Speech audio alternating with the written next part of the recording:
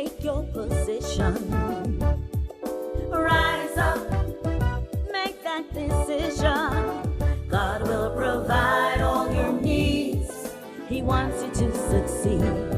Have faith of a mustard seed. Get up on your feet. Rise up. Well, welcome to the Turks Seymour Show. Today my guest is the Honorable Premier, Honorable Charles Washington Misick. This is his first time on the Drexel Seymour Show. Of course, he's been on Financially Speaking Show, a show that I host every Tuesday on R3C. But today is his first time. I'm due for another visit. Yes, you are. And today is his first time here on the Drexel Seymour Show. And so we're going to talk to Honorable Premier, who some of you know, some of you do not know much about his background. We're going to hear his story. I believe that many of you will probably be inspired by it. And with that said, I want to welcome the Honorable Misick to the Drexel Seymour Show. Thank you. It's always a pleasure. Yes. Talking with you, whether it's on the Drexel Seymour Show, this is my first time, or certainly on Financially Speaking. You always have some very interesting, poignant questions for me. Yeah. Thank you. So a lot of people, like for example, like my daughter and a lot of young people may not know much about who is Charles Washington Misick. They know you're the Premier. So those people, especially those young folks, tell us who is Charles. I mean, what was life like growing up on the island of North Caicos? How many siblings you have? Yeah, well, that's a very important question, a very interesting one, because Turks and Caicos has come so far, so fast, that people a certain age, I would dare to say, anybody, probably even under 50, would never imagine where we've come from. I tell you. Right? I grew up I was born in Bottle Creek. My parents, Charles and Mary Jane Misick. I grew up in a very small house with 12 children. Wow. 12 of us. How many boys? How many girls? I have 6 brothers, and I had 5 sisters. One of my sisters has since passed. Yes. But we grew up, my dad did everything he could for a living, fishing, farming, even spent 3 years up in the Bahamas in a place called Pine Ridge, cutting log for a period of time. And my mom actually did mostly subsistence farming and looked after the family. But we grew up like everyone else those days, poor, and but very closely knit. And my parents were devout Christians. My dad, I still think he was the best praying man I ever met in my life. You know. So that's my background. Grew up in North Caicos. Went to Raymond Gardner Primary those days, which is now Adelaide Umbler Primary School. Right.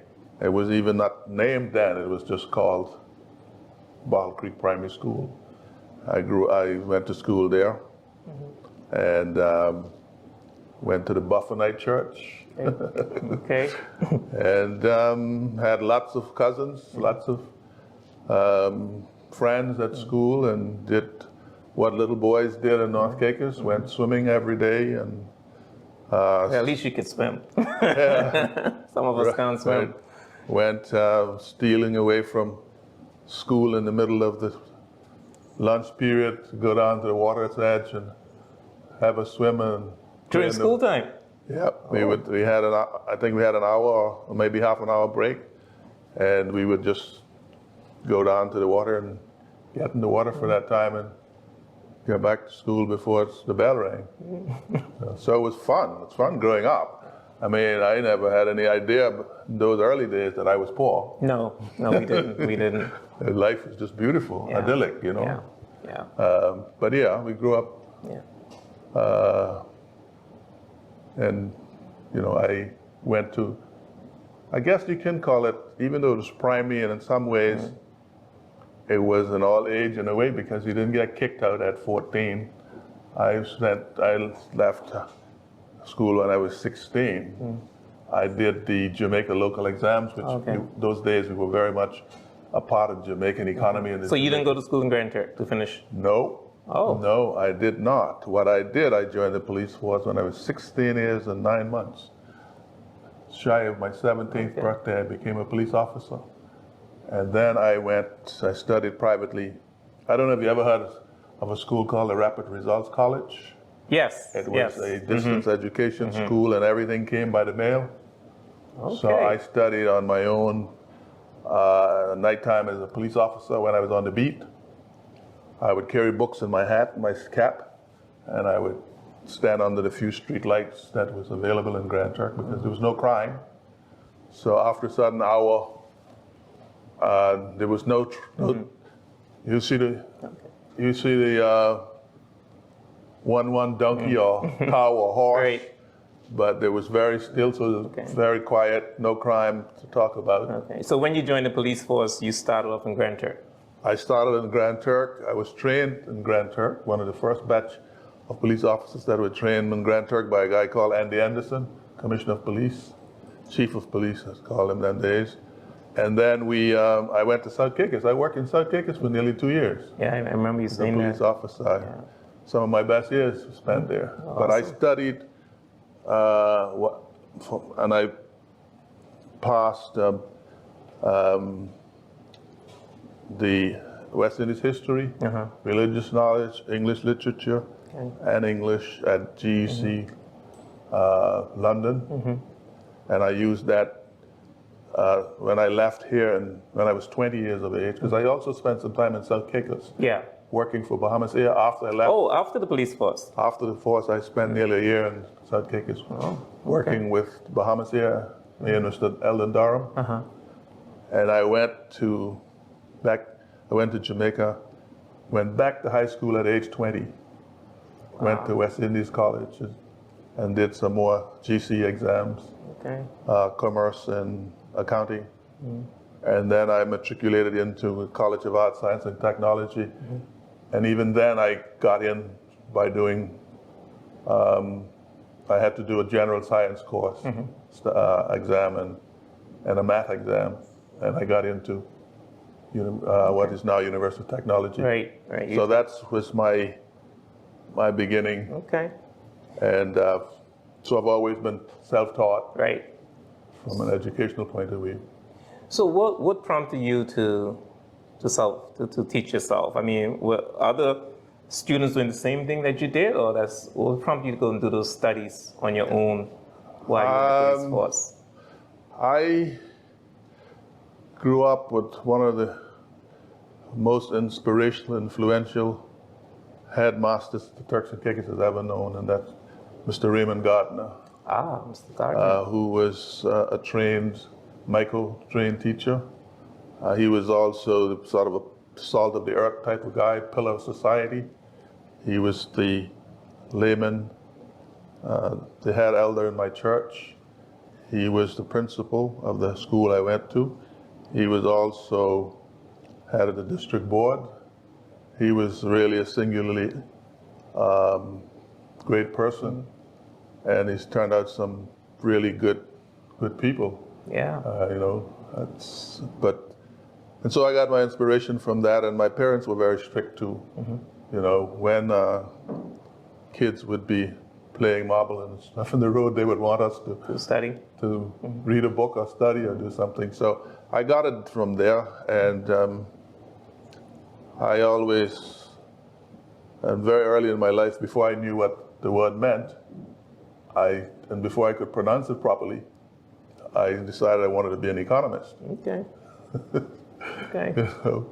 So I studied, I went in the police force. I knew I didn't want to stay there, but I applied myself and I did very well there. Yeah.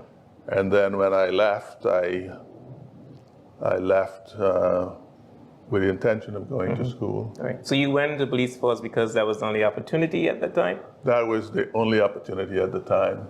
I see. And I am glad I went, because I think the discipline that I learned there I would advise any young person, any young man, if they can get any kind of a military or police, any kind of training like that, would be very, very useful because it teaches discipline and really ground you. And Yeah. so I was very happy. I still benefit from those years. That is awesome. That's a good way for discipline for So real. that's where I started, and I spent 3 years at University of Technology, CAS, those days.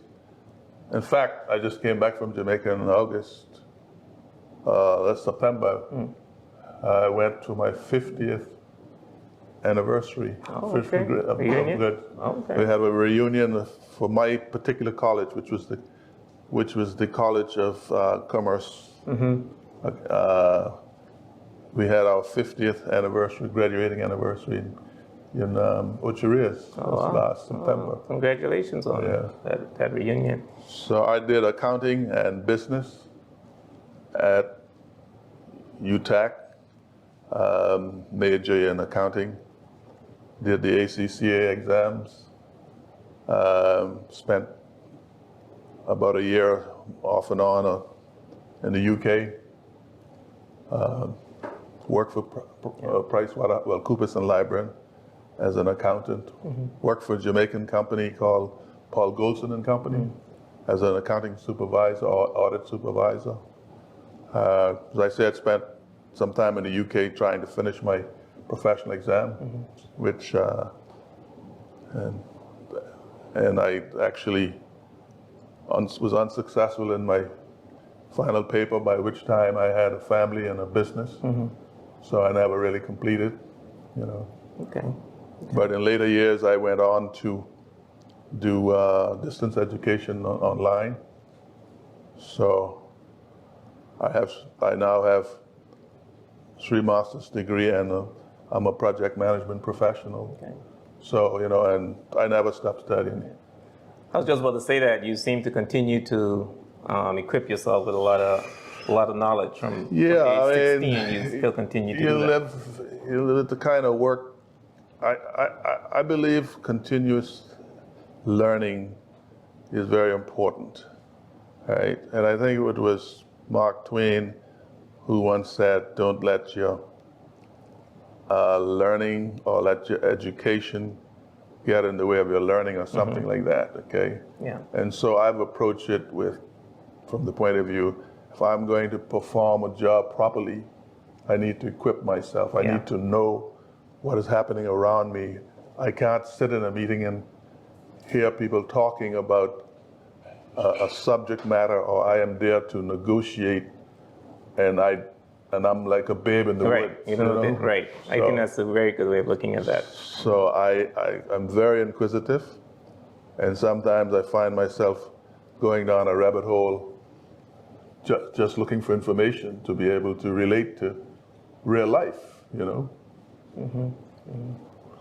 I think that's admirable of you, and I think a lot of us should do the same, because it's important to acquire as much knowledge as possible, and so nobody could, you wouldn't feel inadequate, because sometimes you talking with people and sometimes you don't know what they're talking about, you just feel inadequate, That is true, but also it's something that I enjoy. Right. It's not something I now force myself to do. I hear something or I see something new, and I want to know what it's all about. Yeah. And so I would immediately, my wife will tell you, we can be in a conversation and something comes up, and now I'm in the habit of telling her, well, go and research this, or go to Google and see what that means. So sometimes she gets annoyed with me because in the middle of the conversation, I would say, well, if you want to know what it means, go to Google or something, Okay. So I know you talk about being poor growing up. Of course, as you say, we didn't even know we were poor at that time. Only looking back now, we can say that. Growing poor, you didn't have the opportunity, to go to high school, because everything, you finish at 16. What are other obstacles that you experienced growing up, and how were you able to overcome it? Well, as I said, we grew up, I can remember my early days, okay? My very early days, I don't know if this is something that you couldn't relate to, but I remember my parents' first house couldn't have been more than, I don't think it was the size of this half of this room, and it was a thatch roofed house, Yeah. made out of stone wall, but it was a thatch roof, Yeah. right? And then my dad, we then moved to a house in the same yard, which was a 3-bedroom place, well, 2 bedrooms, you can call it a pantry or a living room, and then the kitchen was an outside kitchen with what we call an outdoors kitchen that had a fire hut. Yeah, I know you're talking about. And so my parents raised me and all my siblings in that place.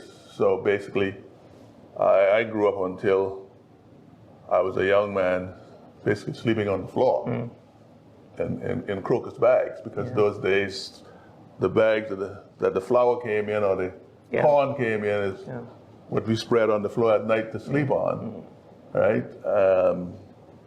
And then it wasn't until I was grown and some of my older siblings started to move out and do their own thing and left the country that I really had a bed to sleep in. So are you the oldest child? No, I have 4 sisters. Well, 3 sisters that are older than me, because my parents had 2 kids died as infants.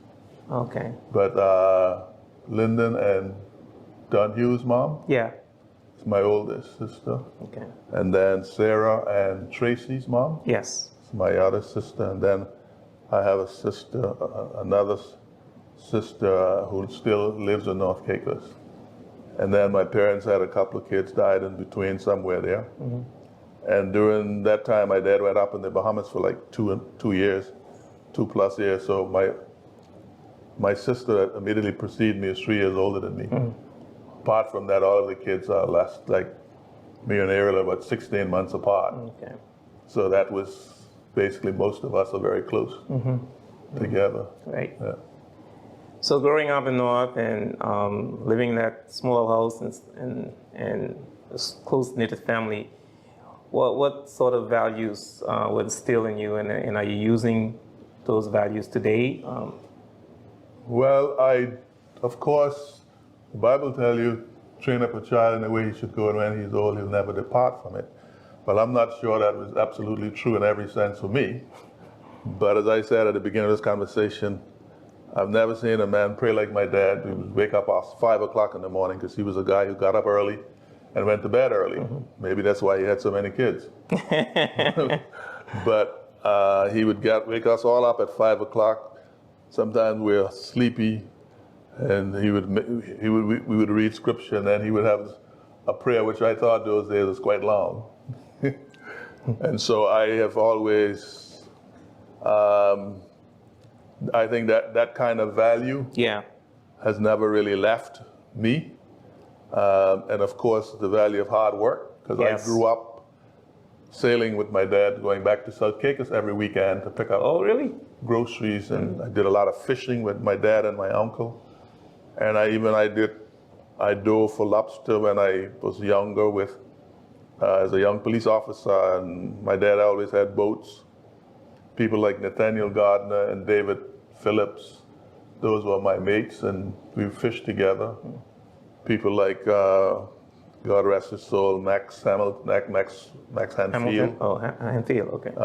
He was older than me, but we fished and went for count together. And so I grew up as a regular North Caicos man, doing all the things that men did those days, or boys did those days. Yeah.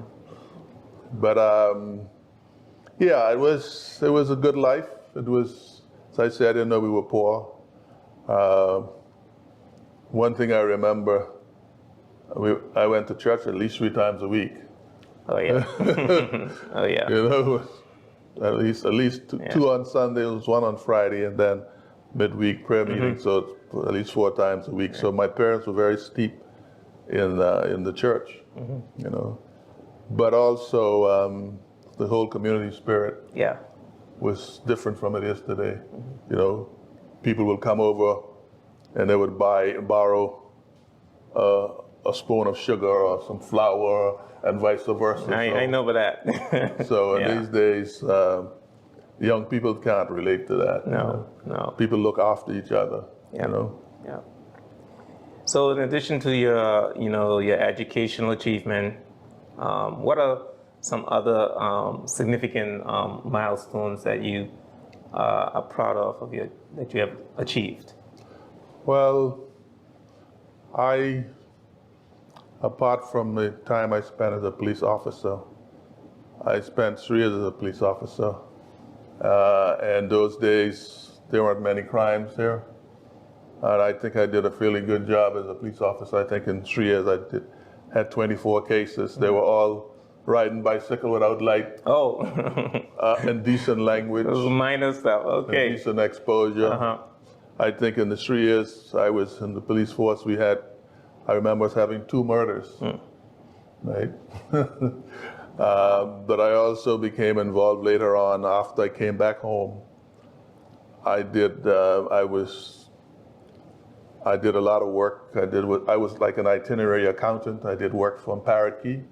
Pine Key. I did work for what used to be called PPC then. They were very smaller utility company and a couple of the smaller hotels at the time. And then I also got involved later on in the real estate business. Okay. So I came to Provo first. What year was that? I came here in 77, late 77, 78. Oh, came wow. back from Jamaica. Oh, wow. I left. I came Provo first, spent a little while in Provo, about a year or so. Then I went to Grand Turk. I used to work for a bank called Oxford International Bank. They were. I heard about it. Yeah. They unfortunately went under. I was the accountant there for them. And then I became involved in the real estate business. Prestigious Properties was formed in 1979. And so I, for a while, helped to form the Turks and Caicos Real Association. So you're one of the first real estate companies? Absolutely. Okay. I think there were two other companies at the time. I think one was a guy named Russ DeCoutry, I think his name. And then I believe Grace Bay Realty, which was Ralph Wilkie. Okay. I think he was the next one, but I think, and then I think Bob Pratt got involved, but we started the Real Estate Association way back then. So I was president of the Chamber of Commerce at one stage. I was president of the Real Estate Association at one stage, and then that's where it all started. Right. I know you. Go ahead. No, you can. I know you talk a lot about your father, a praying man and his upbringing and, getting involved in so many different areas. Were there any other mentors or influences in your life that shaped you who you are today? Well, yes. Of course, you talk about Mr. Gardner as well. Well, the whole church that I grew up in. One of the things I remember vividly, I always remember that my grandfather was a short man, about the height of my brother Charles. What was his name? Thomas Gray. Thomas Gray. Oh, I used to call him Corner. Oh, so that's your mom's dad. My mom's dad. Okay. My father's father died when I was 3 years old. Okay. Right. My mom's dad. So I was influenced by all of my parents and grandparents in particular. I remember seeing my grandfather now sitting in the little church we went to, singing off the top of his voice.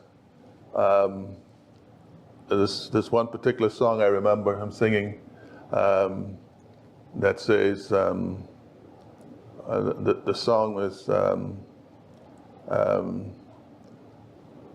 Bringing in the Sheaves or something like that. Okay, I know that song. And so I was influenced by all of that. Yeah. Okay.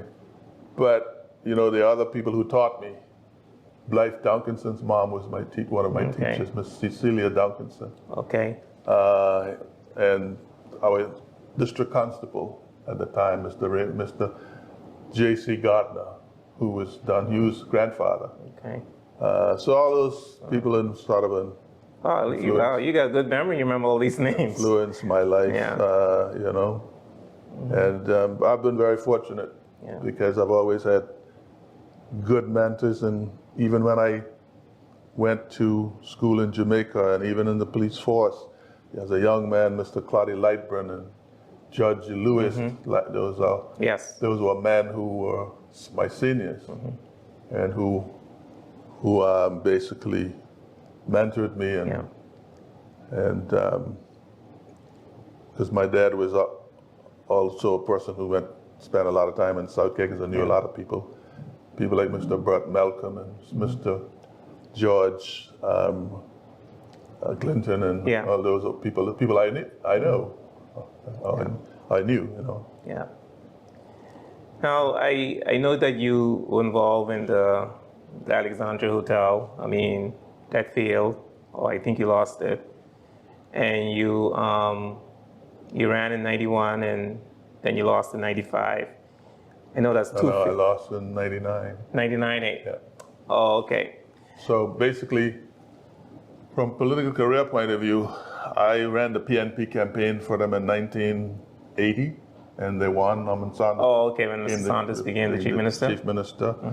I also ran the campaign in 1984, and they won again. And then, of course, the Constitution was suspended in 86 for 2 years, and I was appointed to the House as the governor's representative in the Houses. It was called the Legislative Council then. I was appointed as the governor's representative in 1988. And in 1991, I was a diehard PNP in any case. In 1991, I actually, while still in the House, I became the leader of the PNP, right? And then I took the party to victory in 91. Right. And then again, and I lost the election. Yes, you're right. In 95. I lost the election in 95 and in 99. And Michael, my brother, became premier in 2003, yes, right? So, yeah, and I, along with Charlotte Joaquin and my brother Philip, developed the Alexandra. And truth be told, I didn't have any money. Basically, I didn't come from a family with money. I didn't have any money. I just used my skills and wits to be able to put the project together. And it did very well. And then I think we tried to grow too fast. And when the recession hit in 2006 or 2008 or 9, about that time. Yeah, around that time. When we had the meltdown, the financial meltdown, global financial meltdown with Lehman Brothers and a bunch of other high-profile companies going out of business. We actually have left with 35 unsold condominiums, and we owed the bank something like 15 million at the time. Oh, that's it? Just 15? Yeah, they owed them like 15 million at the time, but that's a different story that I don't want to go too far in because personally I don't know that they did a lot to help. I think basically I still believe they were sort of a loan-to-own business, if you know what I mean. I understand what you're saying. And so we actually was put into receivership. Yeah. The company is still in receivership, actually. Oh, really? Yeah.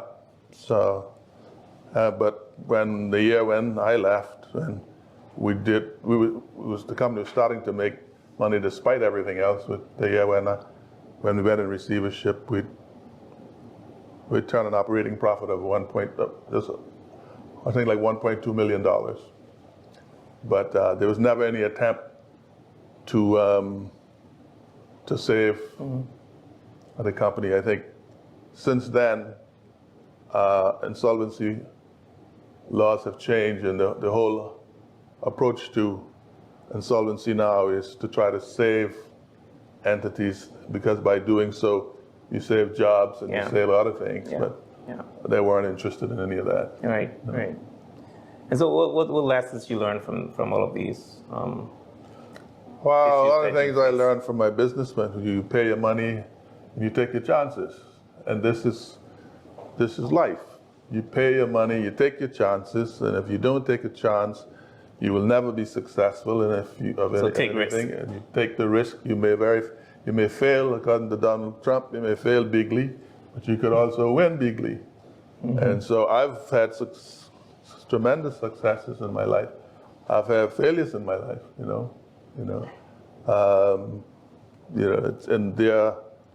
life is never, and the journey of life is never a straight road, Yeah. Yeah. And they have economic and business resurrections Yeah. in the same way they have political resurrections. Yeah. And one has to just stay the course. Yeah. You fall down, you brush off, you stand up, and you go again. Yeah. That's just life.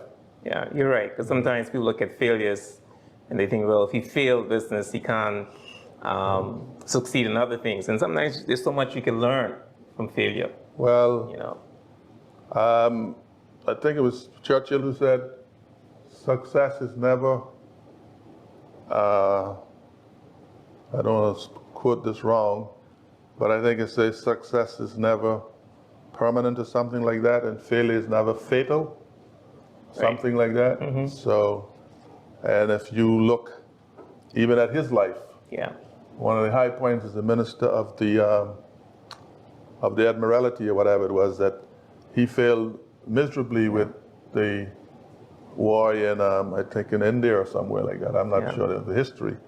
But then he came out, he turned out to be a tremendous success in World War II. Yeah. Right? Yeah. And many successful people have failed. And sometimes it's based on one's own acumen, and sometimes it's based on good fortune, being the right place at the right time too. But you still have to be able to hold things together. Yeah. Because even when you're fortunate, you still have to manage things. Yeah. So I have a tremendous respect for people who've done well, based on their own pulling themselves up by their own bootstraps. Yeah. So. Yeah. Now, I mean, do you do a lot of activities in the community? Do you give back a lot? And if so, what are some of the things? Well, basically, I tell you, I think if you look at some of the most, through the, in my business efforts, I have always tried to bring people along, right? And starting from prestigious properties. One of the persons, for example, that I distinguish himself, and he will tell you himself that I am basically mentor him, and he's probably now one of the most successful people in the real estate business, and that's Walter Gardner. Oh, yes. He worked for me for a number of years, and I think I pulled him out of the bank. He was a teller, and I don't think he would mind me telling the story. He was a teller at, I think it was Scotiabank or First Caribbean now, and he came to work for me, and the same thing is true for Rex Masson and a number of other people, right?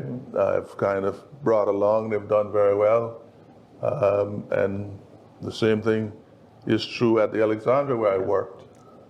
So, and even in government, there are people who, in government, we've got this thing about politics.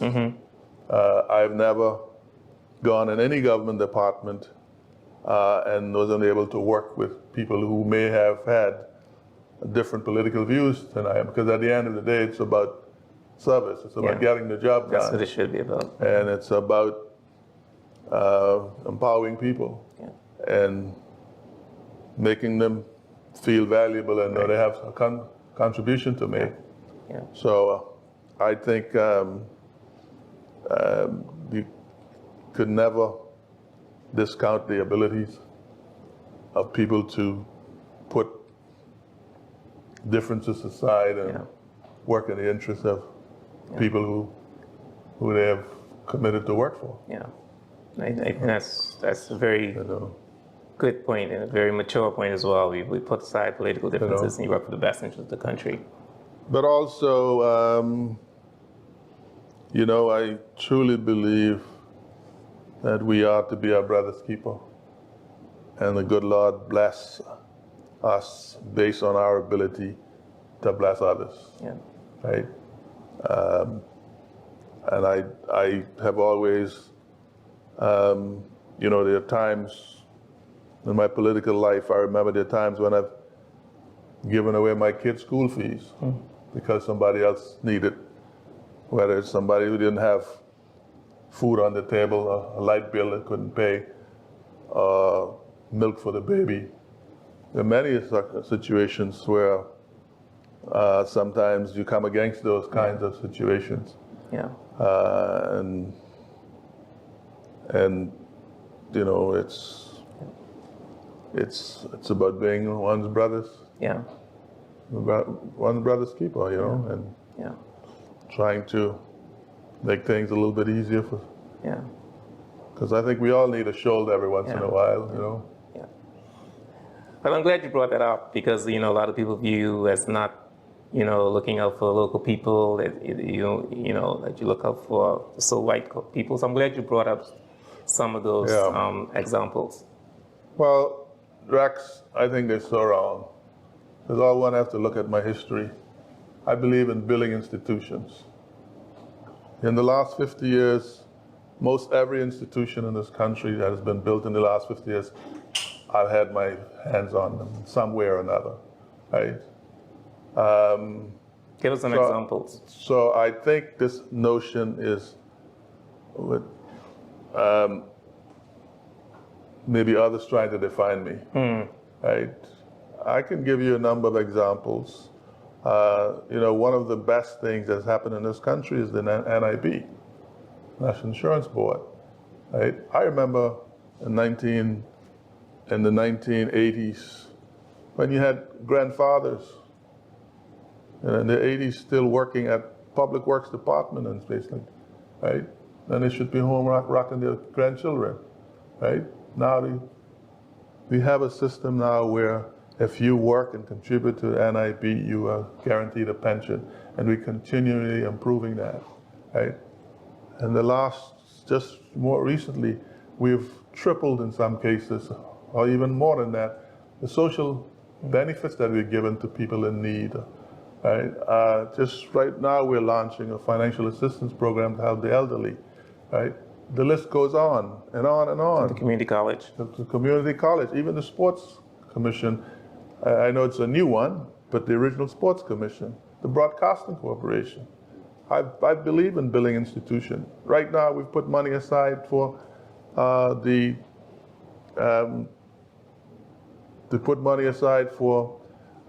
credit union. I know it's taking a while, and we've put $20 million aside for mortgage corporation.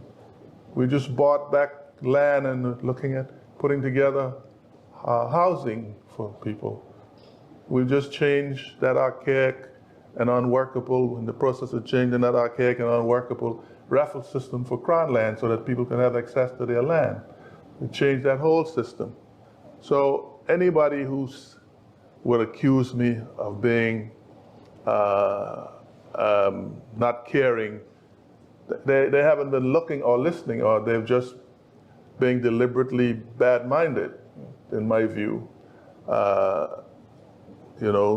Now, I am not a rabid sort of a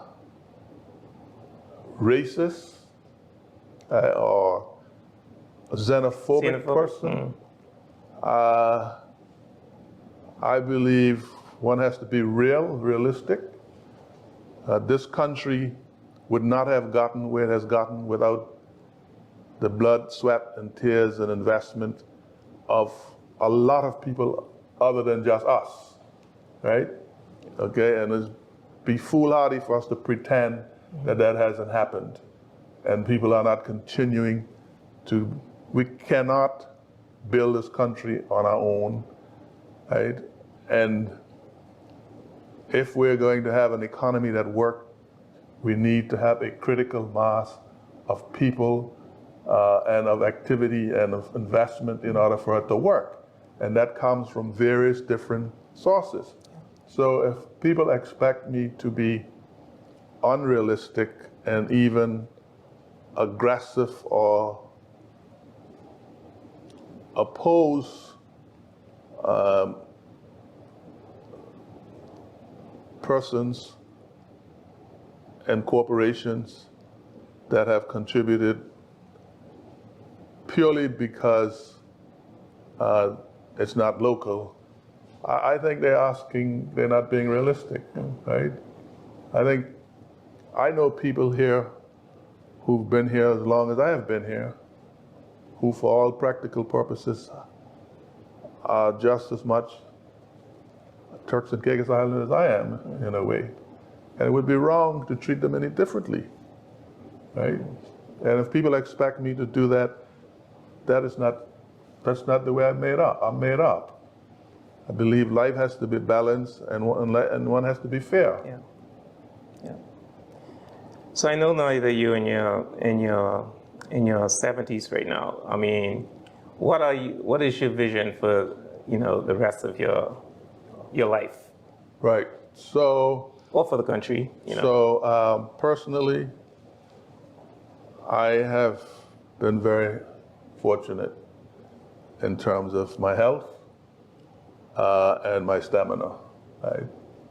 I probably find it easy, simply because of my upbringing, to avoid certain damaging practices, right? And I believe that has added to the longevity and the stamina that I have. And so I'm not one of these persons who going to lie down and play dead because I'm a certain age, right? I have a very, in my view, my capacity for work and my thinking is, I would say, continues to be at its peak. Yeah. Right? And because I've lived as long as I have and I've seen as much as I've seen, I've traveled and I read and I believe I use those as references as I build a vision for TCI, Turks and Caicos Islands. We are a small country and a lot that impacts us is beyond our control. But I would like to see a Turks and Caicos Islands that continues to be punched above its weight. Okay. I would like to see our prime industry, the tourism, remain competitive, and we can only do that by protecting it, making sure it's sustainable by doing the right things to the environment, making sure that economic policy empowers people, and that the social system augurs towards synergy where everyone feel like they have a right and the system protects that. I would like to hope that our people can appreciate what we have. I am committed to building more institutions to protect the vulnerable and to make sure that people have a chance at the best possible life that they can expect from a small country such as ours. those things obviously depend to some extent on what happens globally as well. Yeah. But that's my hope that, and my focus Yeah. is to make sure that we can get to the place where we can. One of the things we're going to have to do is to control growth, Yeah. because we talk about economic success, but truth be told, we still have some social issues, right? Because things have happened here so fast. Yeah. So my focus now is how we can address those social issues. And let's put it right out there. They include crime. They include cost of living, right? We have to have a different tax structure so that the little man is paying less and the big man who can afford more is paying more. So for those persons who think I'm for the white folks or the rich folks, they have not watched, listened, and seen my economic thinking. My economic thinking is always to empower small people so that they can take home more of what they work for. Okay. Whether it's minimum wage, increasing public servants' pay, providing support for orphans and for old people and for indigents, that is plain as the nose on your face. So, and that's what I will continue to do, because I think these are human rights. Yeah. You have a right for a decent place to lay your head at night. You have a right for good nutrition, right? And you have a right to have a decent income or decent sustenance, even if you're healthy or not. Yeah. Right. I want to ask you about the young people, because sometimes a lot of young people feel that, like we who are older, feel like we are out of touch with the young people. Now, you being in your 70s, 74, right? Mm-hmm. How do you make sure that whatever you do, you're getting the input from the young people as well, to make sure that we are in touch with them and whatever we address, because we are leaving a legacy behind for them. So how do you? Well, I wish you could ask that question to young people in my office. Okay. Right? If you ever have a chance, ask them what they think, how I relate to them, and that's because. So you have a lot of young people in your office. I do. I have a lot of young people in my office. Some of them are extremely bright young people, and I learn a lot from them. Okay. I am a big proponent of reverse mentoring. So I sap up everything they could teach me, and I teach them. Got it. So, but I believe the young people of this country is the future, and the things that I would want them to focus on is to know that even though they may live here, they can be anywhere. They can be anywhere. They can be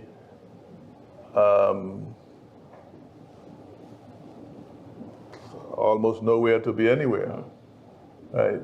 And if they want to use the technology and the innovation that's available to them, and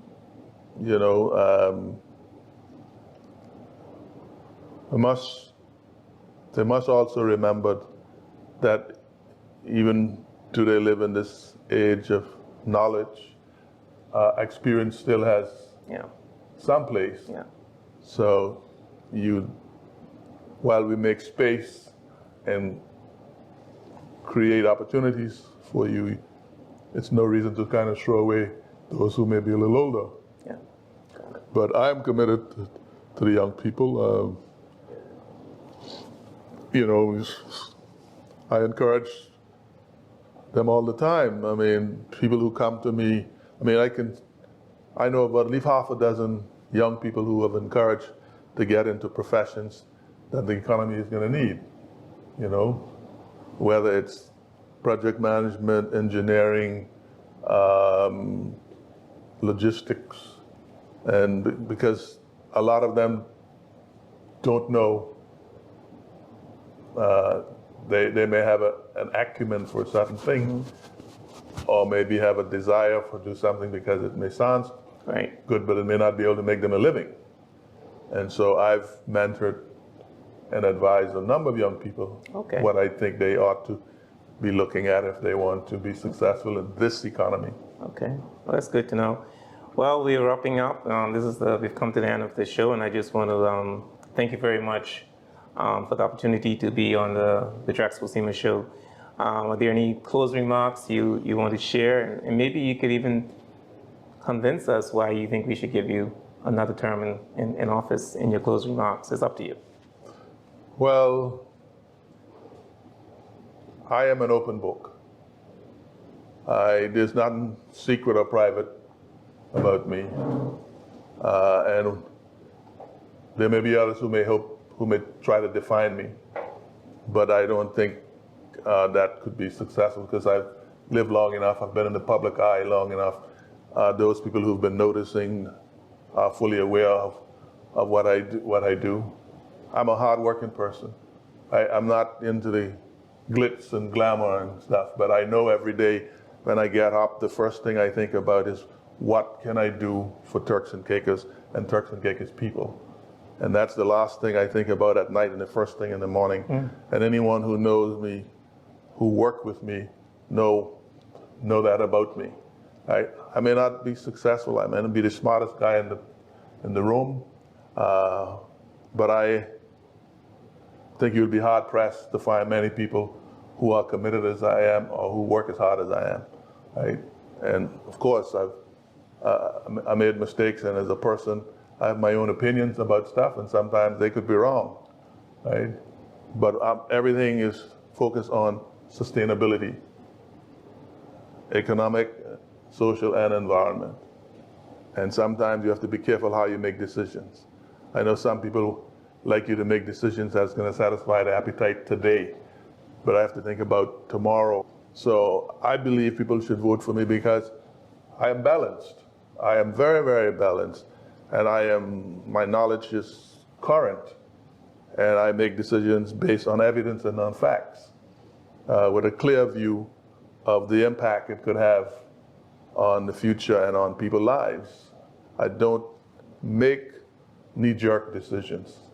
I don't think we have the luxury of doing that. And so sometimes it may feel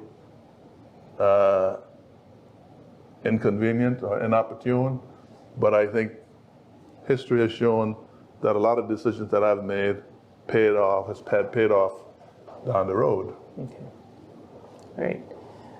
Well, thanks again. I appreciate the opportunity. I mean, I've also learned some stuff about you that I didn't know, and I'm quite sure the viewers now understand you and know more about you, your background, your lessons you learned from your failures, your successes, and your contribution that you've made to the Turks and Caicos, and of course to the region, as you worked in Jamaica as well. And thank you again, and I wish you the best in this upcoming election. Thank you. All right. Always a pleasure. Same here. Thank you very much.